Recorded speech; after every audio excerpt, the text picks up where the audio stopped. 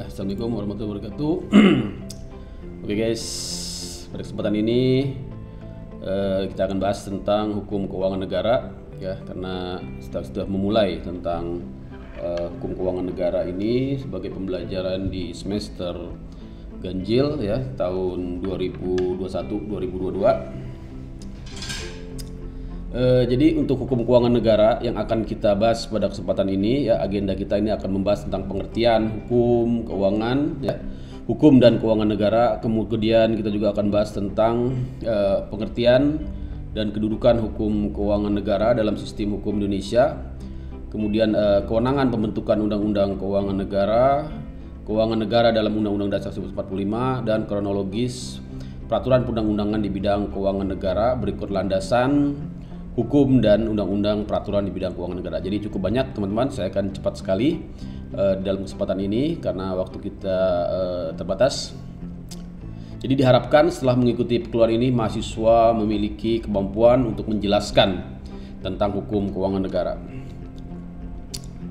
Itu ya teman-teman. Berikutnya yang ingin saya sampaikan adalah arti dari hukum. Mungkin buat teman-teman yang baru bergabung di Fakultas Hukum ya. Di dalam kita mendefinisikan hukum, ya teman-teman harus melihat dari berbagai perspektif, ya, dari berbagai sudut pandang, ya. Minimal di sini saya sampaikan, ya, kita harus melihat hukum minimal dari sudut pandang ilmu pengetahuan, artinya sebuah pengetahuan, ya, yang disusun secara sistematis, ya, berdasarkan atas dasar kekuatan pemikiran. Begitu juga hukum harus dilihat sebagai sebuah, ya, sebagai sebuah disiplin, yaitu suatu sistem ya, ajaran tentang kenyataan-kenyataan ya, gejala-gejala yang dihadapinya. Selain itu kita juga bisa melihat hukum sebagai suatu kaidah ya, dan juga sebagai suatu tata hukum. Kemudian juga hukum ya dapat dikatakan juga sebagai ya penegakan hukum oleh petugas atau law enforcement officer.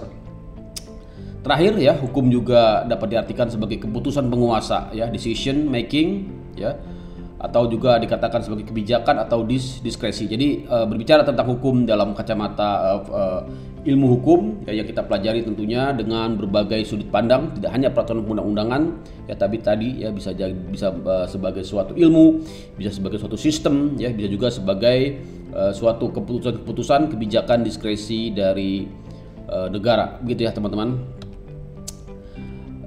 Saya kira ini beberapa pengertian hukum, nanti teman-teman silahkan lihat ya. Kita langsung saja kepada pengertian hukum, pengertian dari hukum dan keuangan negara ya.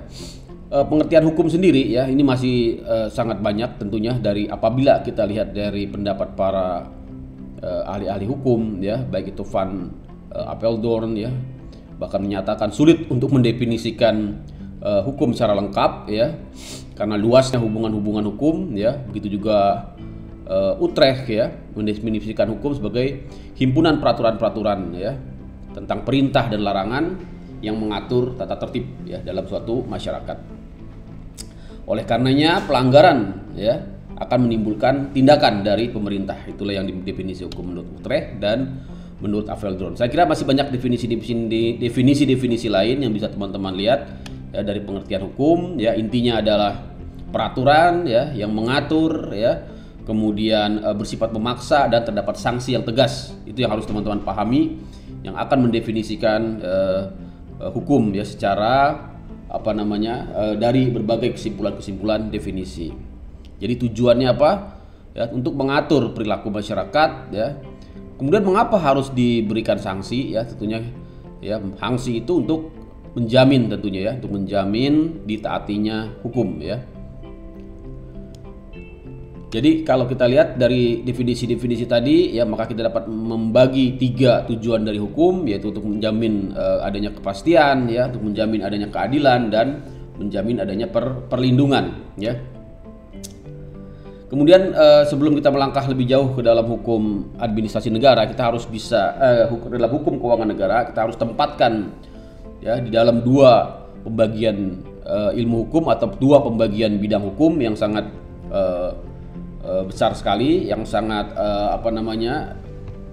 luas ya, yaitu bidang hukum privat dan bidang hukum publik. Nah, kita lihat di sini tentunya hukum keuangan negara masuk ke dalam ranah hukum administrasi negara ya. Dan juga berada di dalam bidang hukum publik bersama-sama dengan hukum tata negara, hukum pidana dan hukum internasional, tentunya hukum internasional publik ya. Itu ya teman-teman. Teman-teman di sini harus juga memahami apa bedanya hukum tata negara dan hukum administrasi negara. Nanti teman-teman bisa belajar di PIH. Intinya adalah kalau hukum tata negara adalah hukum yang mengatur organisasi kekuasaan suatu negara beserta segala aspek yang berkaitan dengan organisasi tersebut ya. Misalnya mengatur lembaga eksekutif, yudikatif ya, pusat dan daerah. Sedangkan kalau kita berbicara tentang hukum administrasi negara, yaitu seperangkat aturan hukum yang mengatur hukum ya, mengatur hubungan hukum antara pemerintah dengan rakyatnya berkenaan dengan penyelenggaraan urusan pemerintah itu ya teman-teman. Berikutnya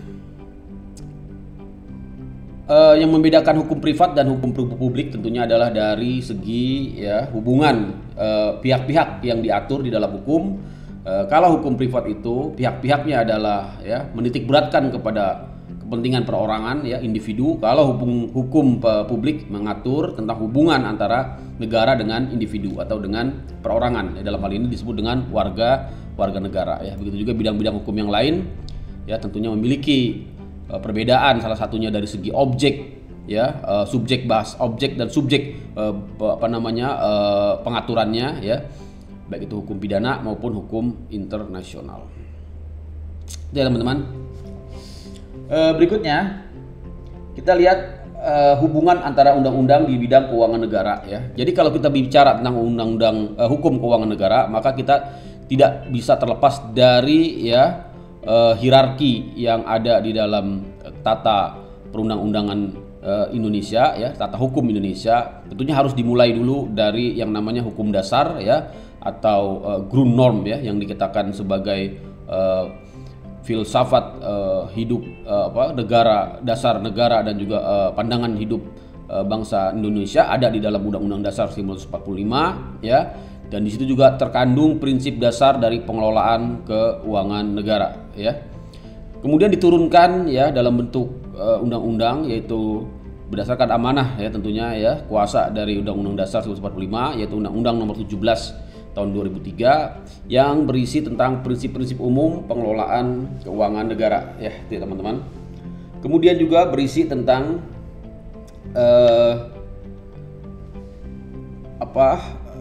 hukum tata negara di dalamnya, karena ya mengapa? Karena mengatur juga hubungan antara eksekutif ya, legislatif ya, pemerintah pusat ya, pemerintah daerah, BUMD ya, BUMN ya, luar negeri dan pihak-pihak yang berkaitan dengan APBN. Maka kalau kita katakan ya, Undang-Undang Nomor 17 tahun 2003 tentang keuangan negara ini ya merupakan ya bagian dari ya rumah besar hukum tata negara ya, karena tadi di dalamnya mengatur tentang hubungan ya antara eksekutif, legislatif dan perangkat-perangkat unsur-unsur perangkat-perangkat lembaga-lembaga negara.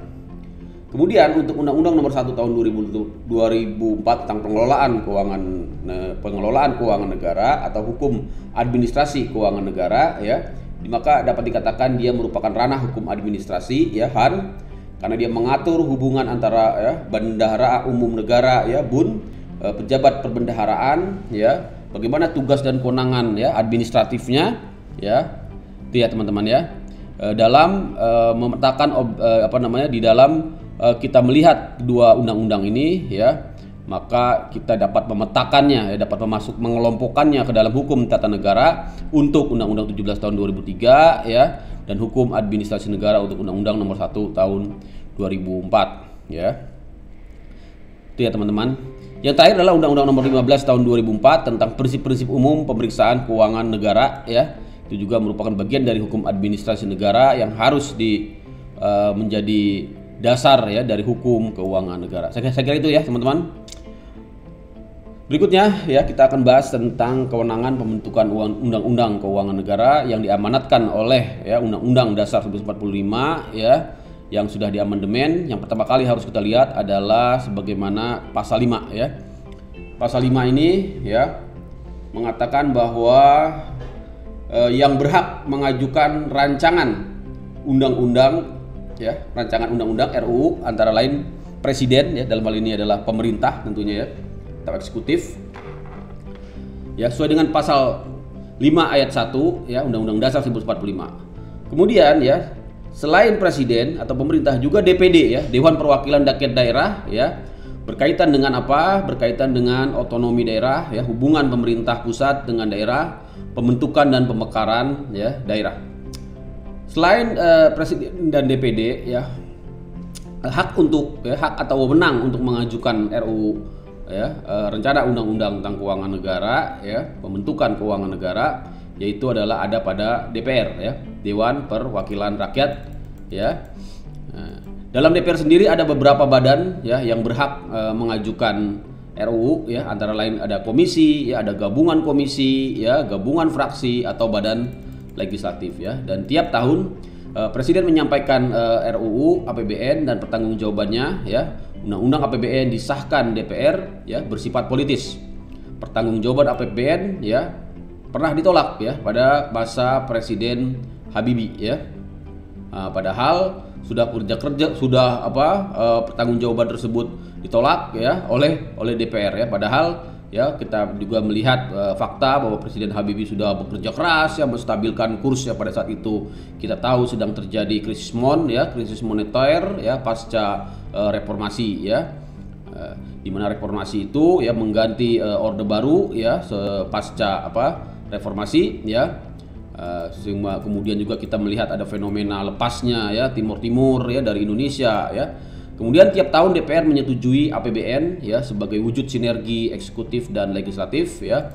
Prioritas pembangunan, transparansi ya, pemberian kewenangan kepada Pemda ya, kepada pemerintah untuk memungut pajak ya, pajak daerah sesuai dengan target-target APBN dan ketentuan undang-undang lain, termasuk di dalamnya juga ada pinjaman ya kepada atau utang ya, kepada harus diatur adalah 60% ya dari gross ya, produk domestik bruto ya. Kemudian defisit juga ya diatur di dalam undang-undang APBN ya, misalnya adalah 3% ya.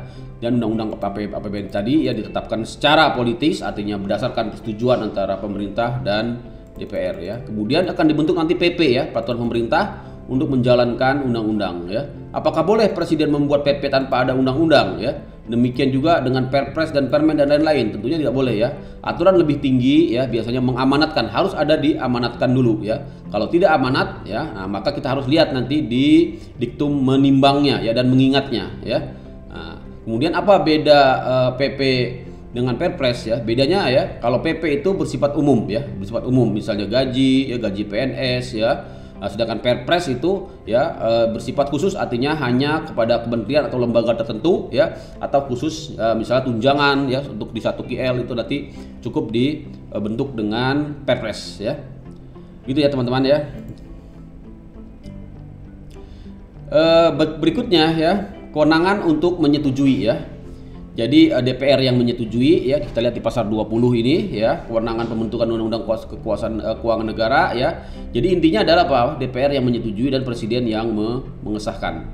Jadi undang-undang keuangan negara ya tidak pernah ya tidak ditandatangani oleh presiden ya, baik pada saat itu Presiden Megawati ya, karena beliau tidak setuju ya dengan sebagian pasal dari undang-undang ya. Tapi ya undang-undang ini disusun ya saat Presiden Gus Dur ya. Dan di tengah jalan terjadi pergantian presiden ya, yang kita tahu adanya peristiwa politik pada saat itu ya, masih di mana presiden masih dipilih oleh MPR ya, belum pemilihan langsung ya. Kita tahu ada yang namanya semacam peristiwa politik lah ya, di mana akhirnya Gus Dur dilengsarkan ya dengan suara dari MPR. Kemudian sesuai dengan aturan ya Undang-Undang Dasar 1945, setelah disetujui DPR, maka undang-undang tersebut ya tetap berlaku 30 hari setelah disetujui ya. Jadi walaupun tidak ditandatangani ya oleh presiden ya, karena memang undang-undang menyatakan harus berlaku, hukum kita mengatakan harus berlaku ya 30 hari setelah disetujui ya. Dan bahkan dari sudut pandang administrasi sebenarnya ini ya tidak baik ya, artinya tidak menunjukkan konsensus ya antara presiden dengan DPR. Namun demikian dari sudut legalitas ya undang-undang tersebut yang walaupun tidak disahkan ya, tidak disahkan kan tadi DPR presiden itu yang mengesahkan, walaupun tidak disahkan oleh presiden tapi tetap ya diundangkan dalam lembaran negara ya, dalam hal ini dilakukan oleh Seknek ya. Sebenarnya kalau digugat ke MK ya sebenarnya ya bisa bermasalah karena dari segi dari segi formalitasnya ya terdapat ketidaksempurnaan gitu ya teman-teman. Seperti undang-undang pilkada juga ya di tahun 2004 juga sama, tidak ditandatangani oleh Presiden SBY ya, tapi tetap berlaku karena disetujui oleh DPR ya. Juga Jokowi pernah menolak undang-undang MD3 dan kemudian juga menerbitkan Perpu. Ya sebenarnya hal-hal seperti ini terkadang hanya merupakan permasalahan intrik-intrik politik saja ya, tapi ya pada kenyataannya kita harus lihat praktek-praktek yang ada di dalam politik dan juga bagaimana hukum melihatnya. Berikutnya teman-teman, ini adalah tadi ya pasal-pasalnya ya, saya kira sudah saya jelaskan, akan lebih cepat ya.